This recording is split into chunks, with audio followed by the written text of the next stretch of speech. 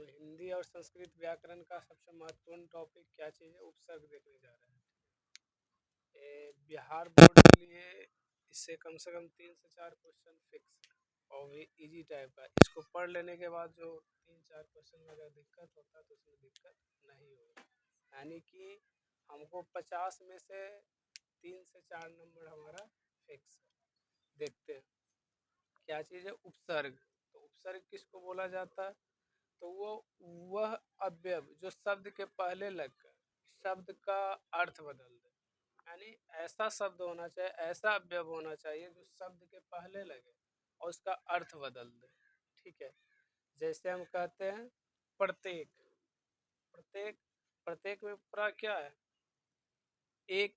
प्र क्या है? प्र से मतलब कि उसमें क्या आ गया, अर्थ में चेंज आ गया। ठीक है, जैसे इसमें कुछ उदाहरण हम लिखे, जैसे संसार। संसार में हम इसको पहले ही शब्द क्या था, सार।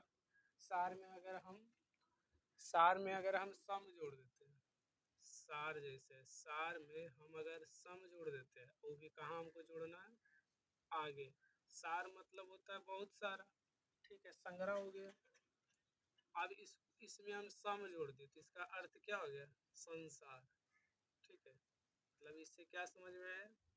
वह अवयव जो शब्द के पहले लगकर शब्द का अर्थ बदल दे उसको हम उपसर्ग कहते हैं। ठीक है, और जिसकी संख्या कितनी है, 22।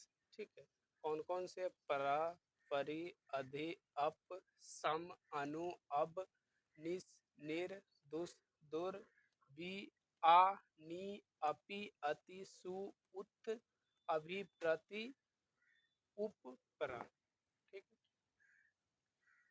तो जैसे देखते हैं क्या चीज़ हमारा एग्जाम्पल है कि अनुज शब्द में कौन सा उपसर्ग। अनुज शब्द में कौन सा उपसर्ग है?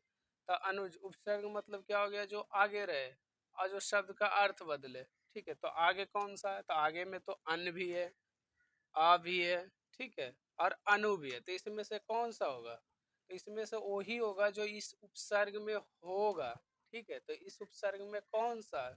इस उपसर्ग में कौन वाला है? ऑप्शन बी वाला, अनु। क्योंकि अनु में ज में हम अनु जोड़ेंगे तब अनुज होगा। ठीक है, अन अगर इसका रहेगा शब्द आगे तो इसके जुड़ने से कोई अर्थ नहीं बनता। ठीक है, इसलिए इसका क्या होगा, अनु होगा। इसी प्रकार संसार। संसार में कौन सा उपसर्ग है? तो क्या है, सम है, सन है, स है, आर है। ठीक है, तो इसमें से देखेंगे कौन सा उपसर्ग है, सन है। इसमें तो हमको पता है कि इसका आंसर क्या है, सम है। स्टार्टिंग वाला ही ऑप्शन है सम। लेकिन और का चेक करते हैं, जैसे सन है, सन कहीं पे है, नहीं है तो सन होगा नहीं।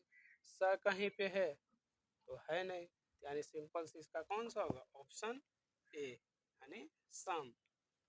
तीसरा क्वेश्चन हमारा क्या, स्वागतम में कौन सा उपसर्ग है? ठीक है, तो स्वागतम में देखते तो कौन सा, जो शब्द के पहले जुटे। लेकिन हमको इतना में से ही देखना है, इतना में से ही देखना है। तो स्वागतम में ये तो होगा नहीं, इतना में से है, स्व कहीं पे है, नहीं है, यानी स्व नहीं होगा। स हलंत कहीं पे है, तो ई भी नहीं होगा। सु कहीं पे है, सु हाँ है, इसका आंसर क्या होगा, सु। और लास्ट ऑप्शन था गत। तो गत तो होगा ही नहीं, क्योंकि वो शब्द के कहाँ जुटना चाहिए, आगे जुटना चाहिए। तो गत कहाँ है, पीछे।